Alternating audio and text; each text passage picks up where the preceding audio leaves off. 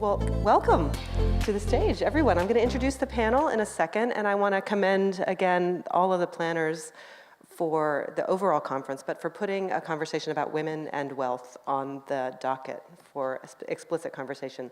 And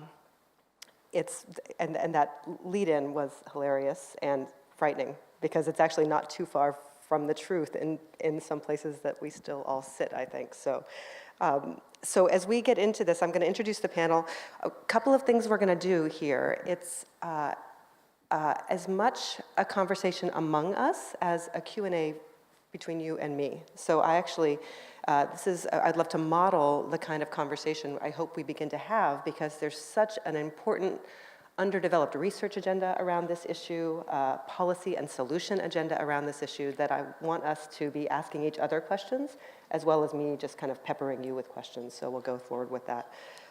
But just in terms of setting the stage for a conversation about women in retirement, again, I have at my fingertips more of what I know about the US disparities, but I know that these also fall along a continuum around the world. But not only is the actual retirement savings pot for women in the US, it's about 2/3 of that of men, but the overall wealth gap is actually much greater. So at least in the US, women have about 32 cents on the dollar in terms of overall wealth as men. Women who have never been married at all have about 16% of the wealth of similarly, they're in the workforce, they're single, compared to men who are in the workforce, and single women have about 16% of the wealth. And for single women parents in the US, compared to single male parents, it's about 8% of the wealth, 8 cents on the dollar. So this is, it's not even just all women. We're going to talk in averages, I'm sure, a lot today, but there's also a lot of heterogeneity within women in understanding savings and culture and all of the things that lead to issues. And the reason, again, just to say this out loud, the reason to care, women not only are starting with less in terms of savings, even after a lifetime of work, they live longer. They are more likely to be single in their later years. They tend to have higher medical costs in those years.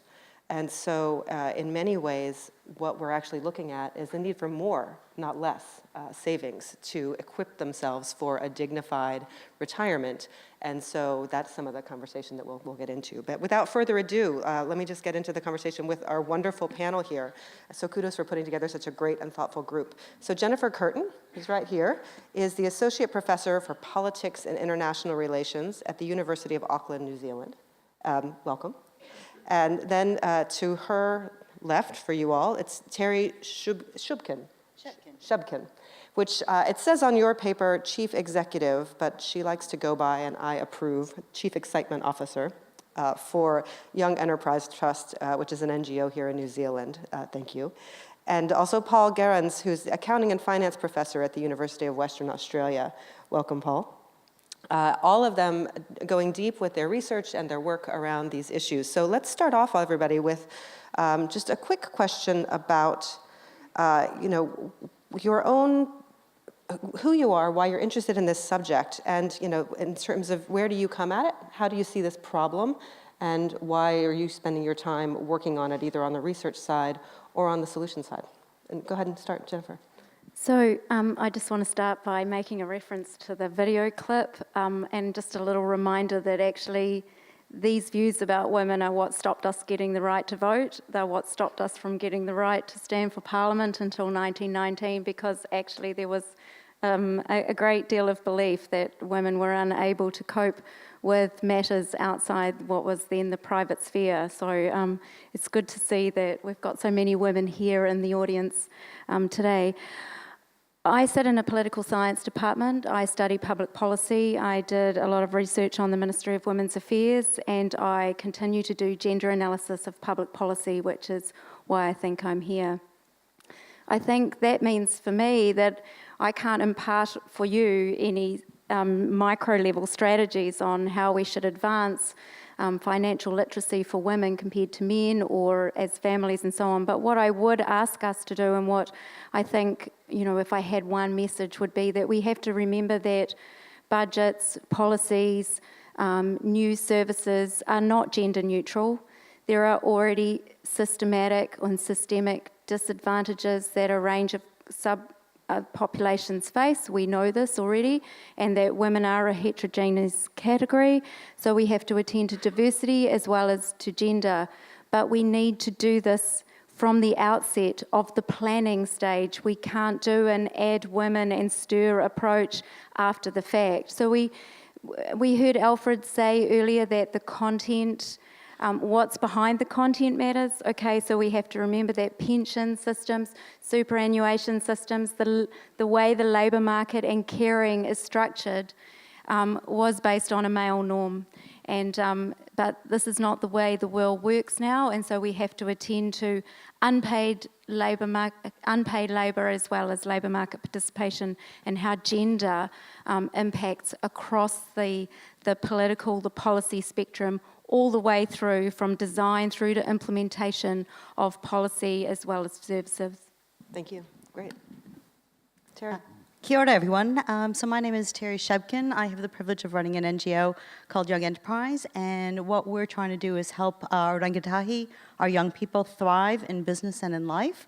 So there's two streams to what we do, but they are very interconnected. One's around enterprise education, and the other is around financial literacy and financial capability. I think this is a really important topic for us. One of my colleagues actually pointed out a phrase that's quite often used, and it comes from a poem in the 1865. It was first released, and it said, "The hand that rocks the cradle rules the world." And if you think about that in terms of why women are important, it's not just about educating the woman itself and the individual, but given women take a primary role in educating the next generation, in child rearing, in running their households, if you can educate and you can increase the capability of a mother, you make such a bigger impact on society. And I guess the lens I bring in is really the youth lens. So the people we work with are ages 5 to 18. So we work within primary, intermediate, and secondary schools. So we're elementary, middle school, and high school for the Americans in the room. And it's really important to start this work at a young age. In the mid-90s, there was a really good study out of California that talked about the fact that kids start to establish their spending and saving habits by the age of 8. And I know Jane Horn yesterday talked about, consumerism is a learned behavior. In 2013, so 20 years later, there was another study that came out. It was published from out of the University of Cambridge, which said that young people start to establish their money habits by the age of 7. So 20 years on, across a different country, the age just went down 1 year. But all it means is that we need to start young in this. Oh, go for it. Thanks. A little voice inside my head is kind of suggesting I might be getting set up for a fall, being the male up here. Wow. Talk about needs of women. And we've had some very wise quotes throughout different speakers, and I was thinking of that famous wise person, Clint Eastwood, who said, "A man's got to know his limitations." And so I won't really be talking to the needs of women, but what I'd spend most of my time is split between researching and looking at differences that I observe. So I can speak to differences that I see in retirement savings in data, that I see in employment-linked superannuation savings, and that I can also see in voluntary savings that people make, both in terms of the differences I see in the level of savings, but also in the risk, very much the risk. So that's one part of, I guess, my interest in it, but also as a teacher in finance, so teaching in financial planning and retirement savings, and also teaching in financial literacy to a broad cross-section of undergraduate students, is also trying to deal with differences I again observe and trying to understand those better. So I guess that's also what brings me to the subject matter and a much more direct need in terms of my wife and daughters wanting to understand better the needs, particularly in terms of finances. Yeah, thanks all of you. I want to spend a little bit of time, I don't know, taking up the bonnet, peeling the layers of the onion, whatever we want to call it, about why the disparities in the levels of wealth and retirement savings exist. And so a couple of ideas I've heard come up from you all. You know, Jennifer, you talked specifically about systems, labor market systems. Paul, you started to allude to the retirement and saving systems themselves, but underlying that was also this sense of financial capability. Women take less risk, or in your sense, you also talked about financial capability and, you know, just equipping women with the information. I'm actually curious to talk a little bit about pushing you on which do you think of these things is the lever that's going to make more impact? Pushing on systems that need reforming, pushing on financial capability in terms of how do you equip individuals with information. But say a little bit more to me about what you think the key drivers are of the disparities that we're seeing that we now realize we have to address much more proactively. And Paul, you can start.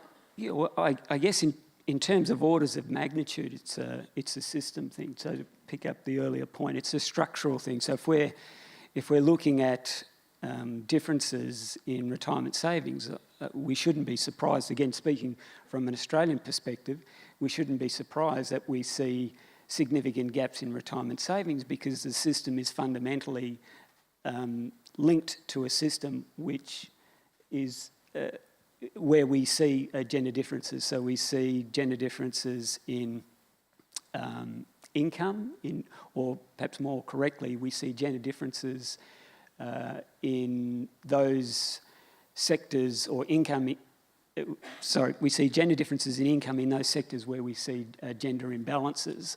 We also have a system that doesn't reward the person who takes breaks, structural breaks. So whether that be for parenting, or we don't reward the individual who is taking responsibility for caring.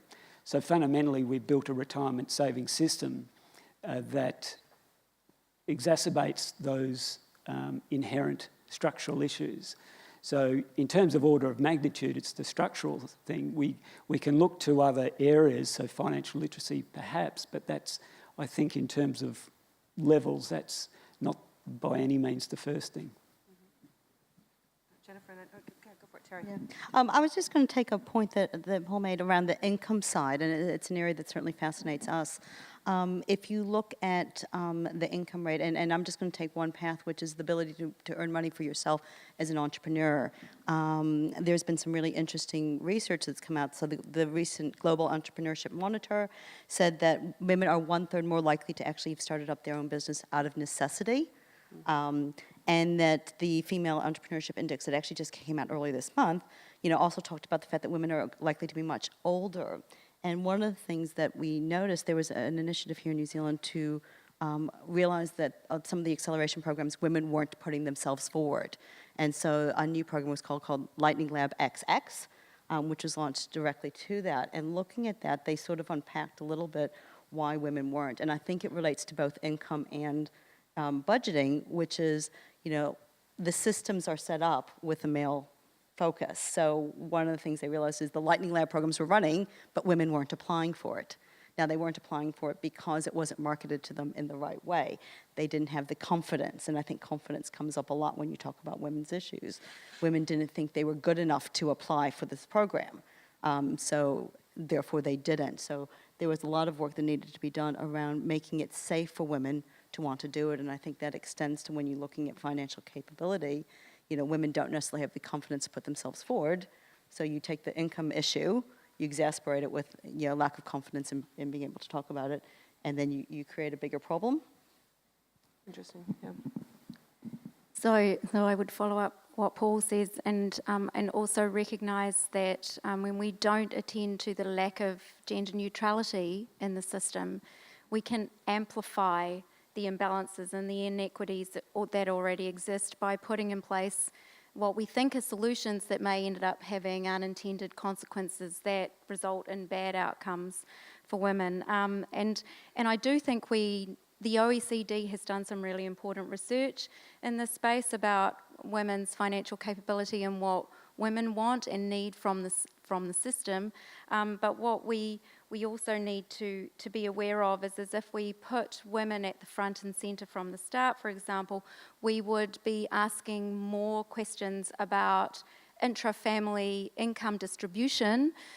So for those women who do stay at home or who earn less than their partner, how is that money shared, but also how are the financial decisions taken around decisions about immediate short-term budget that we know women are much more focused on, and then these broader long-term strategies, decisions about seeing financial advisors and so on. So we actually don't know very much about what happens inside family units around finance.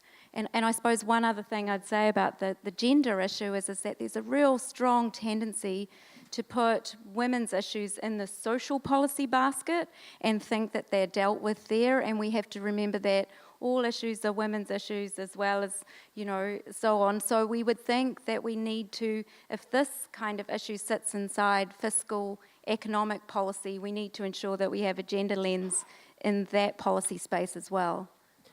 That's a great point. All of you are making great points. On this last one, I was reading in preparation for this panel that there's been some models done, and it might be the OECD, it might be the IMF, but if women were full participants in the economy, this is really important in the slow growth environment that we're talking about these days in terms of economic activity, but the models show that if women were fully participating in the economy, it could help as much as 9 percentage point GDP growth. So there's not just an individual, kind of motivation around this. There is really something that should be tied beyond social policy to economic growth, to fiscal decision making. The other thing that you actually brought up that I'll put back to you all is another driver of some of these disparities isn't just, because I know in the US, maybe it's the same here, women are actually outpacing men in terms of who is earning degrees. And they're entering the workforce at the same rates, but these disparities happen over the life course. One of the other sides of that seems to be who actually gets the short end of the stick in terms of the financial shocks that have to do with child raising and divorce. And so these are just areas, and I think this speaks a little bit, but it's something I actually haven't thought about much. When you think and you build individual pots for retirement, but to your point, you're not actually potentially communicating about them inside of a household, then you're making decisions about who might work and who might not, or who takes break and who doesn't, but the pots that are growing are not jointly shared, and so if change happens, structural changes to the family happen, this actually can help to widen the wealth gap as well. So I just wonder if we might say a little bit more about what you know about the way that the system and these kinds of economic shocks play out over time in terms of building wealth, building stability and security over time. Also kind of who tends to bear, if we know this from the research, the costs of maintaining the household on a day-to-day basis. So if we talk about the now and later, is there something happening where women are cushioning more of the costs of now in a way that also further cuts the ability to save for later if you're looking at this in a gender disparity way? And anybody can jump in at this point. It's a free-for-all. I probably don't have some of the research in terms of some of the questions you asked, but one of the things that we have looked at is the Pacific Financial Inclusion Program has put out some stats recently around what's happening in the Pacific Islands. And one of the things that was fascinating for me was that there were, a disparity in terms of how women interacted. So we all know that that financial capability often has a correlation with whether you have a bank account or not. And so if you look at some of the stats across some of the Pacific Islands, and I remember, I think Solomon Islands was quite a big gap, and Fiji was quite a big gap in terms of women had significantly, a much smaller percentage of women had bank accounts, but yet in the Pacific Islands, women actually were one of the highest, a much higher rating than men in terms of receiving remittances. So that's quite often from a Pacific Island, families overseas send money back. So I thought, that's an interesting dynamic. So, your son or daughter or relative goes overseas, they send money back to help the family manage the money. The money goes to the woman, but the woman doesn't have a bank account. So you sort of think, how does that then play out in terms of the longer thing, and what happens if the family then splits up, to your point? And not directly in terms of research evidence, but to the other point about how the conversation gets underway. I know that there's some work that Australian research looking at the dynamic, the household dynamic, and how the decisions are made, and looking at how they perhaps move between partners.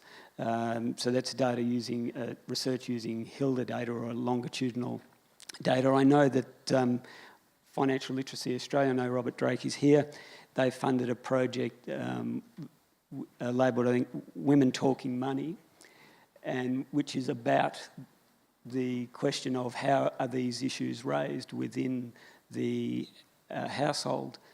How do you raise that issue about who makes the financial decisions, and how do you broach those within the dynamic where there's an imbalance in terms of who has the income, who has the assets. So I guess what is lacking is a widespread evidence about that, but I guess there's some initiatives that are underway to try to provide some data on that. I'm looking straight at Jane over there now, because you didn't bring up sex today, but I've actually heard statistics that, in terms of households, it's much easier to actually talk about marital problems in the bedroom than marital problems in the bank account. Just putting that out there. I suppose I just wanted to go back to the education question, because we know that a lot more women are getting degrees.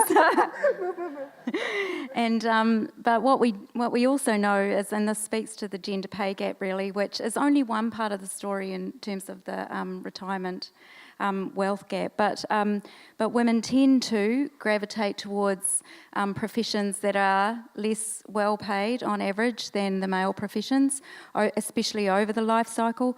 Even within law firms, for example, within 5 years, irrespective of a break, even if you don't take a break, to have children in that first 5 years, the men's on average pay in those law firms is higher than women's. So even within the professions, we're already seeing structural inequalities within the firms and labour market that are putting women at a disadvantage. But then we know that there's a theory that we act as rational actors. So we're in a partnership and we're going to have children, and we make and one of us has to drop out of the labour market. There's a sensible opportunity cost equation that comes in there, and if there's a gender pay gap, the opportunity cost sits with the woman usually. And then, of course, the way we measure our GDP, and Marilyn Waring, for those of you that are old enough to remember her work, Counting for Nothing, famous New Zealand book that inspired many feminist activists and economists around the world to have a little think about how we measure what counts as productivity in our economies, and that caregiving that isn't currently given a monetary reward should still count substantively towards the way we measure productivity and our GDP. This is great.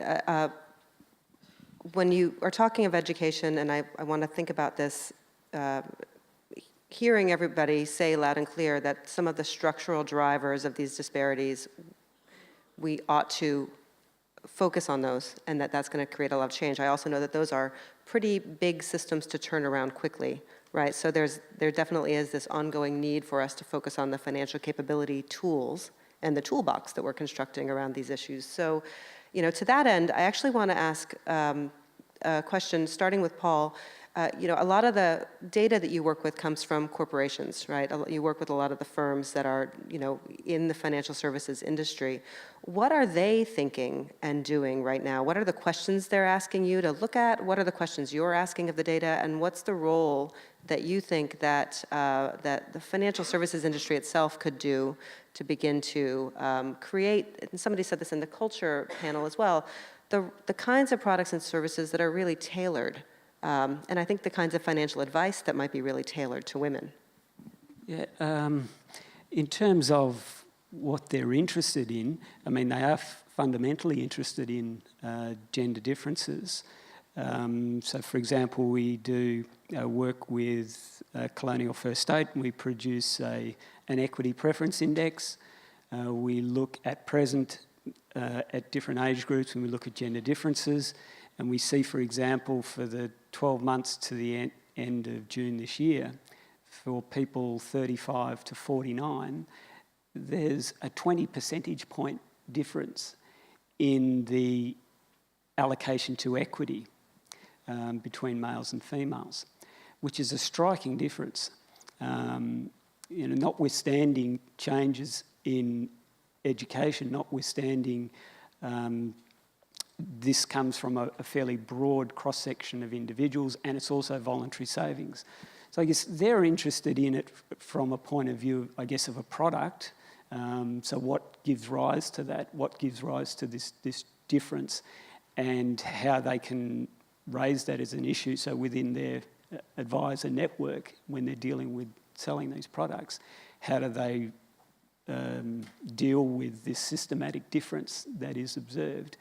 I guess in a way there's some examples that some financial institutions are directly dealing with it, and we see ANZ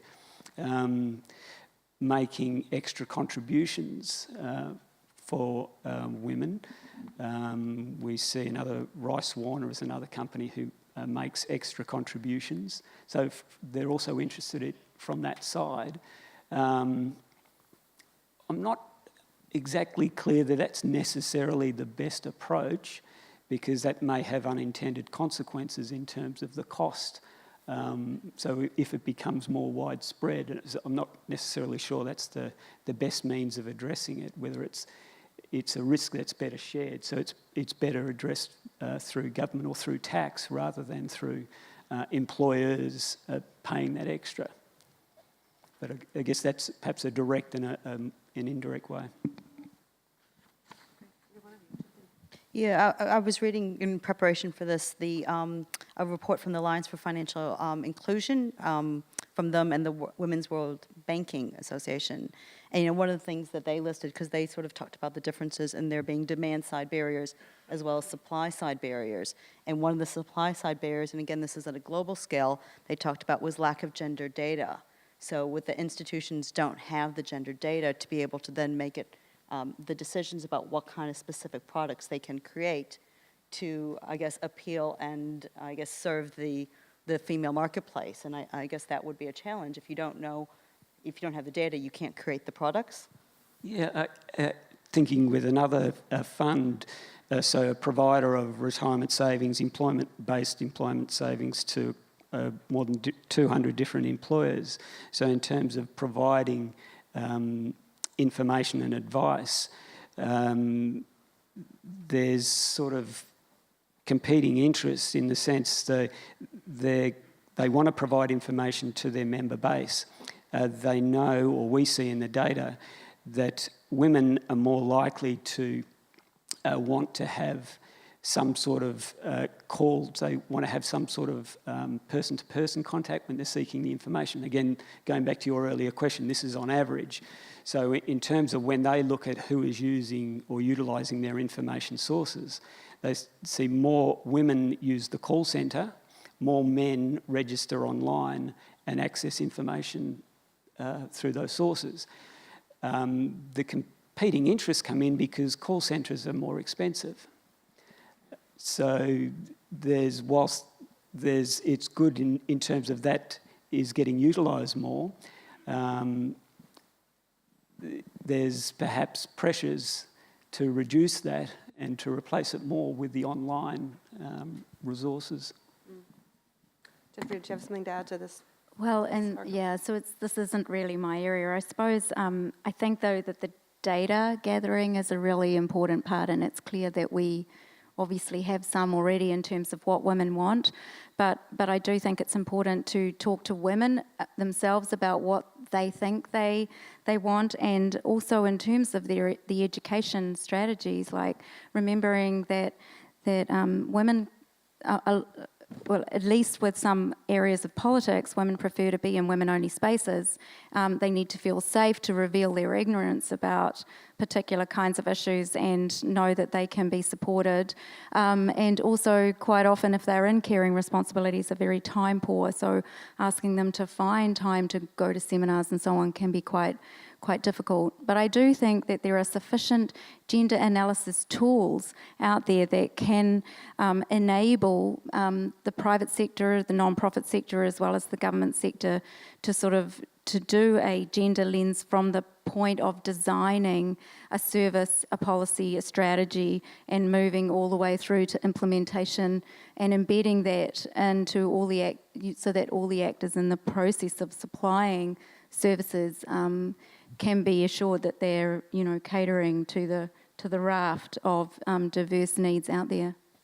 One of the things, I know yesterday there was a lot of talk about the fintech sector, and again in some of the reading leading up to this panel, I thought it was interesting that there was one paper I read that talked about how digitization can actually help, and in particular for women, it addressed the two issues of both access as well as confidentiality. So to your point, it's sort of women don't necessarily feel safe in a big environment or a mixed environment. So the advantage that a digital platform can do is it provides that safer environment for women to, I guess, ask the questions, find out their information.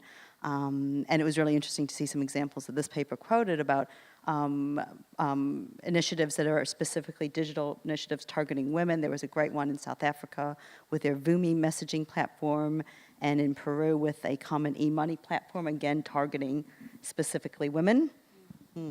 I think that would speak as well. I know, at least for me, we look at who is in the fintech industry, who is leading startups and companies. It's a very male-dominated space. And of course, people tend so far in fintech to solve the problems of the people they know or what they connect best to. So maybe it also speaks to who is becoming an entrepreneur in the fintech space. Maybe you can do something about that with your youth work. Yeah, I mean, it's really interesting. So we encourage entrepreneurship in schools, and ironically, for the last couple of years, I've had a little bit of grief because people keep saying to me, Terry, why are there more girls? Where are the boys at your award ceremonies?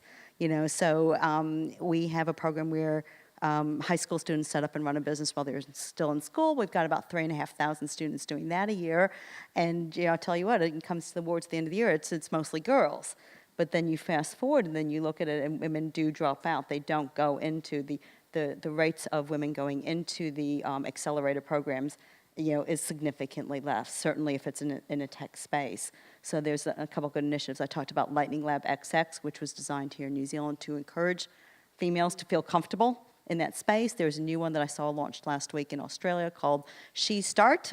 Really cool, actually 100K seed capital for any girls out there that wants to do a tech startup. But there is that giving them that safe environment, and some of it comes down to the confidence thing, some of it comes down to lifestyle, and certainly families play a difference as well about whether you can or not go forward in that. But you're right, you tend to solve the problems of the people that of the people that look like you. Well, and it strikes me that was, you flash back, a generation, and that was exactly how the medical field was doing things, right? The studies around heart disease, the longitudinal data that was collected was all men. And so we actually had prescriptions and policies and ideas about how to address and observe and identify heart disease that didn't serve women well for a very long time. And similar with cancer research and all the basic kinds of research that it's really just been in the last, decade or so in many ways that new kinds of analysis and new kinds of products and services that are kind of directed at the health of women is particularly becoming, and I think what's happening now is you're actually seeing industry realize that that's a very big business to be in, to solve the problems of women. And do you think that this industry, the financial services industry, I'd also say that policy changed because of that, right? Policy changed only once the data was there, once the evidence base started to be there. So are we in the same situation here? Because I want to talk about both what kind of research do we need to seed and what kind of policy change would help us to kind of accelerate some of the things we've been talking about here. Jennifer, I don't know if you want to give a start to it. Okay. And then you guys get to ask each other the last questions, so we'll open up. So I think I might actually just defer and have to have a little more think about it, if that's okay. That's quite a big solve No the worries. problems. Sorry of the about that. world Solve the world's kind of problems in question. 20 I seconds. think in terms of research, like the data is, so the OECD has been doing meta-analyses, and New Zealand features in a lot of their recent report, their 100-page report, and really what they've done is tried to understand what drives women to choose, in terms of accessing financial literacy and financial education, and how that differs from men. And really what we know in terms of, say, trust and confidence from that meta-analysis is that women are more likely to talk to their family members and more likely to talk to those that they trust, which kind of goes to the previous session, right? Whereas, and they have these short-term, I've got to look after my family. So I suppose if we're talking really big picture, if they, I suppose one international strategy I'm kind of keen on at the moment is gender budgeting and participant, responsive budgeting. So involving women in communities, like a co-design kind of policy initiative where you're actually not just doing it through surveys, but you're doing it through having communities of women come together and talk about what sorts of strategies would work for them, and policymakers listen. Now, this sounds really old school and it's very time consuming, I know, but I mean, we saw this happen with the establishment of the Ministry of Women's Affairs back in the mid-80s with the hui around the country, and enabling conversations around this, which would have a dual function, right? It would enable an education of this very important issue to get aired, but also to use it as a way of finding out what other ways we can design policy solutions as well as services solutions. You didn't need to wait at all for that, by the way. It was great. Yeah, and I think one of the things you said triggered a thought in my mind, which is actually also about figuring out the different types of women out there as well and talking to them. And one of the really neat things, again, and I bring a youth lens to everything I look at, is in New Zealand, you may or may not know that there are 22 schools out there called TPUs, or Teen Parent Units. And so this was a really good initiative by the New Zealand government to recognize that to educate young moms, it takes something a little bit different. So they've created these, they're associated with the mainstream school, but they're set up to support, a 16-year-old mom. And like we've been working with most of them across the country for the last year and a half around both financial literacy and enterprise programs. But again, you go and you talk to these 16-year-old girls, and to your point, they're going to tell you something completely different than the policymakers back in Wellington are going to tell you, because they're living and breathing every day, not whether I get the latest shoe or the latest iPhone, but how do I feed my baby and how do I put nappies on them? So talking to the actual people, I think, makes a big difference. Yeah, I guess picking up on a couple of those themes, we know that, or observe that in the data, that women are more likely to seek out advice than men are. But in absolute terms, that's still a relatively low proportion of people who do go and seek professional advice. So to the extent that there's that natural inclination or greater propensity to do that, I think reducing some of those barriers that may do that, may prevent seeking the advice. Some work that I've been involved with looking at the idea of financial advisor anxiety. So picking up from the health context, where people know that there's a benefit from seeking professional advice, but they don't because they're anxious about that engagement.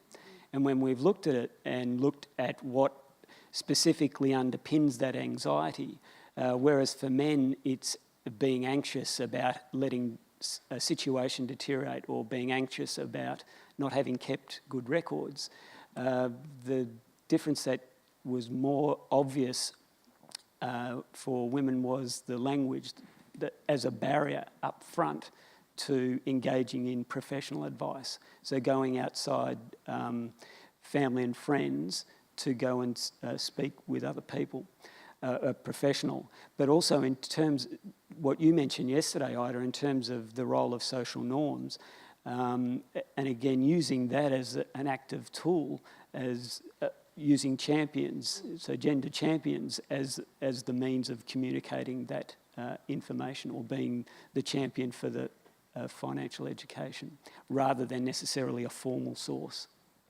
Great. So I think I'm going to go to questions in the room in just a second, so be thinking about those.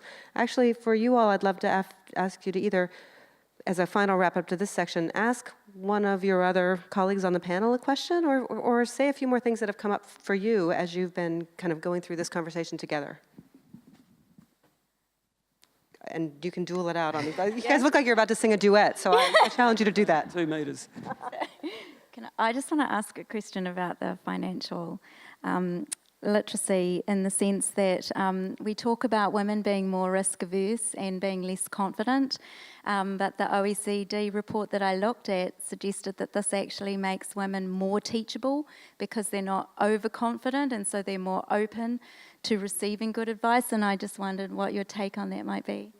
Well, in the first iteration of running a broadening course for undergraduate students, so we did see, when we looked at the sample of undergrads who came through, we did see differences as we kind of expected from the literature. So we observed lower financial literacy amongst female students, lower satisfaction with managing finances.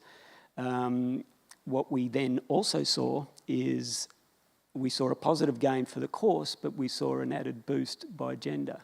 Whether that was because of, I guess, ceiling effects, so whether in terms of what we were actually measuring as our financial literacy, it was kind of bounded for males, but we did observe a benefit by gender. I read the same report and I was intrigued with the same comment.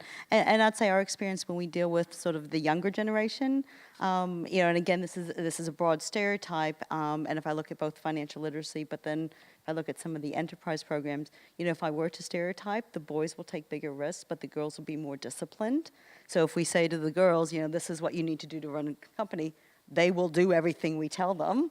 And the boys will do it a little bit more half-heartedly, but they might be bigger risk takers, try their own things. They'll push themselves out there. So I think to your point, let's capture on the fact that we know that women have that trait. And I think if we get in younger and we start teaching it, women will want to. So if you combine that trait of women with the nurturing side of, women are mothers and they want to care for their children, it is a very teachable part of society. We just need to get to them more. Great. Any final kind of insights for you? And then we'll go to questions. So can you raise your hand if you've got a question so we can bring a mic to you? There's one in the front here and over here in the purple sweater.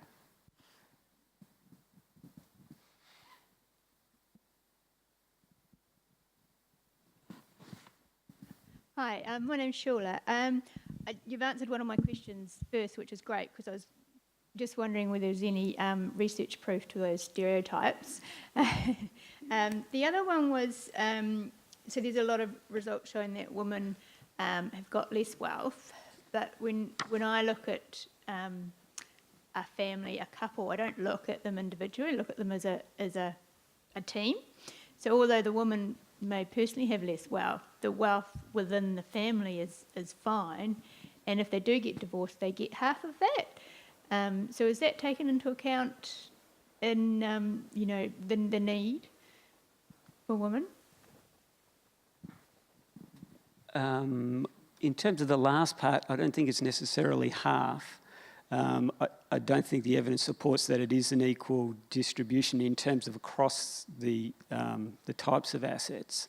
But I think even before that, I think one of the issues that I consider is and I think going back to that, the study that Financial Literacy Australia study about women talking money, I guess there's a dynamic that's different. And again, going back to the asset ownership. So I think within a structure that continues as a structure, and there's the pooling of assets, I think that's fine.